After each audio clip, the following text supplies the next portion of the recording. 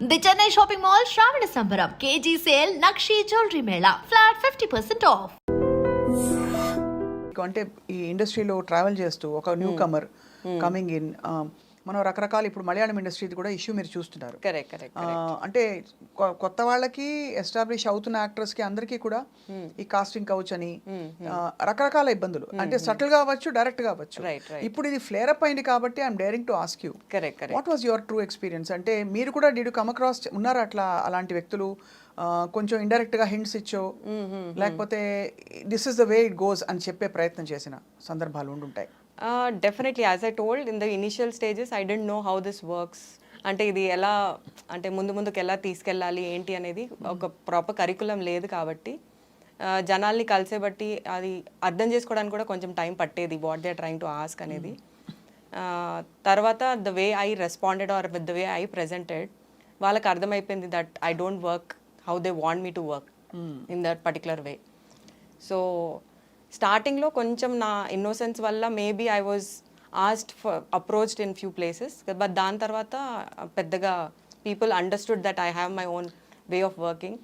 ఈ అప్రోచ్ అవ్వడం Kalpika, I mean of course మీరు నేను నేమ్స్ చెప్పమని మిమ్మల్ని పెట్టాను, బట్ అప్రోచ్ అవ్వడం అనేది సటిల్గా అవుతుందా, డైరెక్ట్గా ఎవరి చేత పంపిస్తారా మెసేజ్, ఎలా జరుగుతుంది? డైరెక్ట్గా కూడా అవుతుంది, ఇండైరెక్ట్గా కూడా అవుతుంది, బట్ మనం ఎలా డీల్ చేస్తాం అనేది చాయిసెస్ ఇన్ ఆర్ హ్యాండ్స్ అండి. డీల్ ఎలా చేయాలి? ఎలా చేయాలి అంటే నేను I was up front to the face, I don't work like this అని చెప్పడం జరిగింది. Or I will say that I will either slap you and go, or I would say that నేను మిమ్మల్ని ఎక్స్పోజ్ చేయడం కూడా జరిగే ఛాన్సెస్ ఉంటాయి మీరు ఇలా మాట్లాడితే, this is not the right way. If you want this kind of work at least don't call people like me అని చెప్పేసి వెళ్ళిపోవడం జరిగింది. I just walk out. Yeah, so అదే అంటున్నా, choices in our hands, we have to make. అంటే చాలా మందికి ఈ పాటి ధైర్యం కూడా ఉండదు, రైట్ బికాజ్ ఏమవుతుందో, ఏం ఫ్లేర్ అప్ అవుతుందో అని చెప్పి.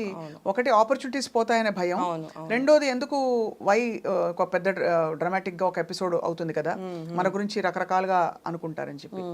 సో ఈ కాంటెక్స్ట్ లో Kalpika, I must ask you, మీరు ఎప్పుడు చాలా కాలం పాటు చాలా కాంట్రవర్సీస్ మధ్య ఉన్నారు, for things that you have said done.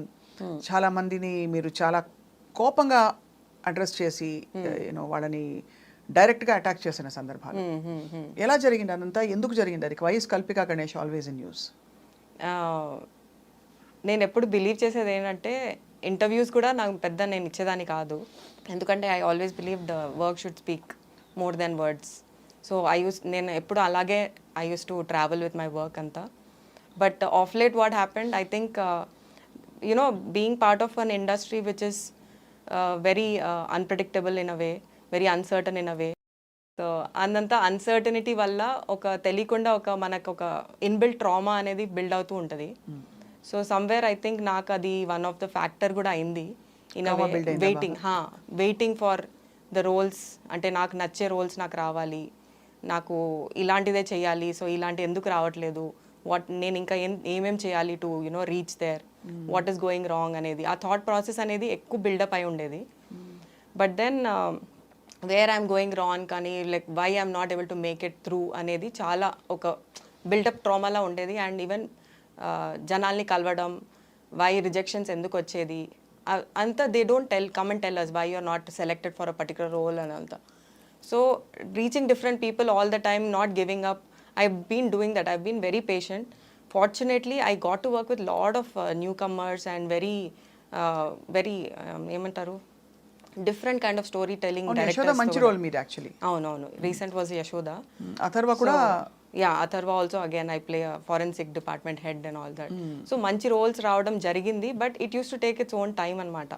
అది ఎందుకు అయ్యేది అంటే, నేను కొంచెం చూసి ఉండేదాన్ని, ప్లస్ నాకు బికాజ్ నేను చాలా చూసి ఉన్నాను కాబట్టి రావడం కూడా it use to take time. ఈ ఆస్పెక్ట్ ఏమన్నా మీరు ఫ్రాంక్ గా ఓపెన్ గా నో చెప్పడం, నేను ఈ రూట్ లో అంటే కొంత ఇంపాక్ట్ చేసిందంటారా మిమ్మల్ని? లేదు, ఒక లెవెల్ వరకు ఏమైందంటే, నేను సైడ్ యాక్టర్గా చేయడం లేకపోతే క్యారెక్టర్ ఆర్టిస్ట్గా చేయడంతో కొన్ని రిజెక్షన్స్ రావడం ఎందుకు జరిగిందంటే, ఈమె హీరోయిన్ కన్నా బాగుంది, హీరోయిన్ కన్నా బాగా మాట్లాడుతుంది, హీరోయిన్ కన్నా టాల్ ఉంది అని చెప్పేసి సైడ్ లైన్ చేయడం జరిగింది. అప్పుడు నాకు ఆలోచన వచ్చింది, why don't I try as a main lead, when I know the language, when I can carry it off, when I know how to act properly. So ala try cheyadam chese process lo it took a little time for me basically to understand and to make people understand that I am willing to take up a movie which can be responsible on to my shoulders అని చెప్పి. అంటే basically మీకు హీరోయిన్కి ఉండవలసిన లక్షణాలు ఉన్నాయి అని తెలుసుకుని యా మీరు ఎక్స్ప్లోర్ చేసి ట్రై చేశారా? టైం పట్టింది. సో గ్యాప్ చాలా మీరు అంటే ఈ ఫ్రేమ్ వర్క్ ఏదైతే ఇచ్చారో ఈ రూల్స్ ఇలాగే ఉంటాయి this is the way it goes అని బహుశా అంటే ఒక థాట్ వచ్చిందా ఎప్పుడైనా? మీరు ఆ రోజు ఆ so called quote and quote compromise commitment చేసుంటే would things have been different? అంటే ఇక్కడ ఇండస్ట్రీ పరిస్థితులు ఏమన్నా మీకు అడ్డొచ్చాయా, మీరే చూజీగా ఉన్నారంటారా అని? మేజర్గా నేనే చూజీగా ఉన్నాను అని చెప్తాను. బికాజ్ నాకు ఉమెన్ ఎంపవర్మెంట్ బేస్డ్ మూవీస్ చేయాలి అని చాలా ఉండేది. ఇట్ వాజ్ నాట్ లైక్ వచ్చామా స్క్రీన్లో కనిపించామా సాంగ్స్ చేసామా అలా. I didn't wanted to be a doll in front of the camera. I just wanted to speak more for the general issues, మన జరిగే ఇష్యూస్ కానీ బయోగ్రఫీ బేస్డ్ కానీ లేకపోతే ఇంటెలిజెంట్ ఎడ్యుకేటెడ్ రోల్స్ కావాలి. రైట్ అలాంటివి అనుకున్నా. కాబట్టి అది రాయడం చాలా తక్కువ కదా. ఈ మధ్య హిందీలో మలయాళంలో తమిళ్లో ఎక్కువ జరుగుతుంది. తెలుగులో కూడా I think they are picking up with the pace of coming up with realistic kind of characterisations and all that. So ఈ ట్రామా వల్ల మీరు సో ఆ ట్రామా ఒకటి తెలియకుండా ఒక బిల్డప్ అయింది. అండ్ దెన్ ఐ హ్యాడ్ కొన్ని పర్సనల్ విషయాలు జరగడం అయింది. ఆ పర్సనల్ విషయాలు అందరికీ జరుగుతుంది, నేను కాదన్ను. But I think I came out in a way where it should not be. అంటే ఒక సోషల్ మీడియా ప్లాట్ఫామ్లో కానీ ఒక పబ్లిక్ ప్లాట్ఫామ్లో కానీ దాన్ని అవుట్బర్స్ట్ రావడం అనేది నేను చేసింది మైనస్ అనిపించింది. సో ఇట్ ఈస్ నేను ఎలా చెప్పాలి అంటే తెలియకుండా ఒక డిప్రెషన్ స్టేజ్కి వెళ్ళిపోయాను. అండ్ ఒక 6 months was a very heavy experience in my whole life. Like my 37-38 years of my life was dismantled in 36 months. ఎందుకంటే నాకున్న 360 degrees పీపుల్ మీద ఎఫెక్ట్ అయింది. It's not one particular person. నా పేరెంట్స్ నుంచి, నా ఫ్రెండ్స్, నా family, closest A circle, B circle, C circle friends ఉంటారు కదా, ఎవ్రీ వన్. అండ్ నేను కలిసే ప్రతి పర్సన్ మీద కూడా ఆ రియాక్షన్ అవ్వడం జరిగింది. తర్వాత I underwent a lot of stress and I was under too much of medications without my knowledge. My physical body మీద ఎఫెక్ట్ అవ్వడం స్టార్ట్ అయింది. ఆ ఎఫెక్ట్ అవ్వడంతో later I ended up getting paralyzed with my right leg and I had to call for a surgery. అయ్యో. So that is where after the surgery is when, అంటే surgery వరకు నేను realise కూడా కాలేదు that నేను ఓవర్గా react అవుతున్నాను, నేను ఓవర్గా రేజ్ఫుల్గా ఉన్నాను, ఓవర్గా రివెంజ్ మోడ్లో ఉన్నాను. రివెంజ్ మోడ్లోకి వెళ్ళిపోయాను. ఒక లోన్లీ ప్లేస్కి వెళ్ళిపోయాను, తెలియకుండా ఒక లోన్లీ ప్లేస్కి. ఎవరి మీద కసి? లైఫ్ మీద, పరిస్థితుల మీద, ఇండస్ట్రీ మీద, ఎవ్రీథింగ్ టుగెదర్ ఒకసారి చూపించేసింది అది. So somewhere I couldn't recognise నాకు ఏదో రాంగ్ జరుగుతుంది, ఐఎమ్ మెంటలీ చాలా ఎఫెక్ట్ అయింది. ఏదో వన్ పర్టికులర్ రీజన్ ఒకటే కాదు, బట్ దేవర్ మల్టిపుల్ థింగ్స్. అది బ్యాగేజ్ లాగా క్రియేట్ అయిపోయి ఇట్ సమ్వేర్ ఒక అవుట్ బర్స్ లాగా బయటకు వచ్చి it made a chaos out of my whole life in a way. నా లైఫ్ అంతా 360 degrees డౌన్ అయిపోయింది. అంటే కారణం is that depression. And post surgery is when I realise that everything is gone. నాకు లైఫ్లో ఇంకేం లేదు. సమ్వేర్ ఐ ఫెల్ట్ లైక్ ఇంకా ఎందుకు బతకాలి, like I have spoiled everything, ఇంకా ఎందుకు బతకాలి, నేను అవసరం లేదు ఇంకా ఈ లైఫ్ జీవించడం అని చెప్పేసి. బికాస్ ఎంత హర్ట్ చేశానంటే అందరినీ అసలు అవసరం లేకుండా బేసికల్ అస్సలు I didn't even come to a realisation point. అంటే యూ కెన్ ఇమాజిన్ ఎంత I was very confident of doing what I was doing. And after period like నేను ఒక ట్రామాలో I went through post surgery కూడా ఒక mental ట్రామాలో వెళ్తూ I went suicidal టెండెన్సీకి కూడా వెళ్ళిపోవడం జరిగింది. సూసైడ్ కూడా అటెంప్ట్ చేశారా? ట్రై చేశాను. Then I had got admitted in hospital for that also. Why I'm wanting to ఇవన్నీ నేను ఎందుకు చెప్పాలనుకుంటానంటే అందరికీ జరుగుతుందండి, చాలామందికి they go through lot of emotional baggage. దాన్ని మనం రికగ్నైజ్ చేయడం చాలా important is what I believe.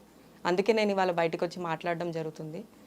And recognise చేయడం ఒకటే కాదు, ఇప్పుడు మనకు ఒక ఫీవర్, కోల్డ్, కాఫ్ ఎలా వస్తుంది, mental disease is also a disease which has to be vocal. కానీ మీకు సింప్టమ్స్ అస్సలు తెలియలేదు కదా, అంటే మీకు అసలు ఆ థాట్ కూడా రాలేదు అస్సలు. Yeah, and one of the symptom was excessive online shopping అంట for the disease that I have which is called bipolar. Fortunately, I'm recovering from it. I've taken a lot of medications and takes lot a of lot of treatments. Courage to come out. మీరు Yeah. ఎంత ధైర్యంగా బయటకు వచ్చి నాకు mental illness ఉందని చెప్పారు. Yes, course yes. ఇది విన్నాం మనం అదర్ యాక్టర్స్ చెప్పడం, బట్ చెప్పడం ఒక స్టేజ్ చేరిపోయాక చెప్పడం వేరు. Right. అప్పుడు వాళ్ళు పికాసో ఏది వేసినా పెయింటింగ్ అన్నట్టు Correct, యాక్టర్స్ అండ్ చాలా అచీవ్ చేసిన వాళ్ళకి అదొక నాన్ ఇష్యూ. Correct, బట్ మీరు ఇంకా అస్పైరింగ్ స్టేజ్లో ఉండి correct. చెప్పడం అనేది it's an amazing courage. Thank you అండి. సో ఎలా అసలు ఎవరైనా చెప్పేవారా మీ చుట్టూ ఉండేవాళ్ళు, మీ ఫ్రెండ్స్ కానీ? అంటే 2-3 of my friends have actually recognised, but వాళ్ళకి నన్ను రీచ్ అయ్యి చెప్పే ధైర్యం కూడా రాలేదు. ఎందుకంటే ఎక్కడో ఒక రీచబిలిటీ యాక్సెస్లో లేకుండే నేను. అంటే ఏం చేసేవారు మీరు ఆ టైంలో? ఓవర్ అగ్రెసివ్ అండి, ఓవర్ అగ్రెసివ్. అగ్రెషన్, యాంగర్ అనేది ఇట్స్ అన్ ఎమోషన్, అందరికి ఉంటుంది. బట్ ఓవర్ లెవెల్లో వెళ్ళిపోయి నన్ను నేను డిఫెండ్ ఓవర్గా చేసేసుకోవడం, తెలియకుండా పోక్ చేసి మరీ హర్ట్ చేయడం, ఏదో పాత టాపిక్స్ తీసి మరీ హర్ట్ చేయడం, అంటే unnecessary things. You don't have to have everything in your memory bank కదా. So some things you have to just let it go. ఆ లెట్ గో అనే ప్రాసెస్ అవ్వలేదు నాకు, నా సిస్టంలో అవ్వలేదు.